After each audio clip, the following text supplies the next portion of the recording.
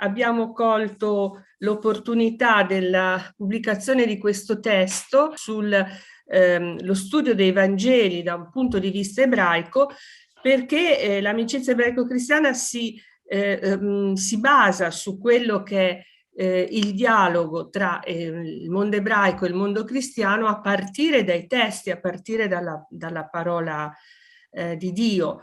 E questa opportunità è un'opportunità abbastanza unica, nel senso che questo è uno dei primi testi in cui ebrei e cristiani collaborano, un ebreo e una cristiana collaborano proprio allo studio del testo. Questo riguarda lo studio dei 4 Vangeli e degli Atti degli Apostoli, ed è uno studio sulla lingua, anche sulla lingua del testo, introducendo quindi anche il problema di eventuali traduzioni che, tradendo lo spirito del testo originale, hanno inserito dei motivi che poi hanno portato diciamo, a interpretazioni di tipo anche antigiudaico. Il lavoro che si vuol fare è proprio questo, no? Entrare nelle cause dell'antigiudaismo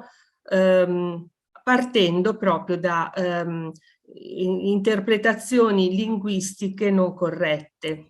È un percorso di riscoperta, possiamo dire, che prosegue per dare giustizia, insomma, a quelli che erano i testi antichi, che, come dice lei, sono stati forse riletti in una maniera sbagliata e quindi ha dato adito poi anche a atteggiamenti, ecco, sbagliati anche in questi tempi, insomma. Quindi questo è un lavoro importante, ecco.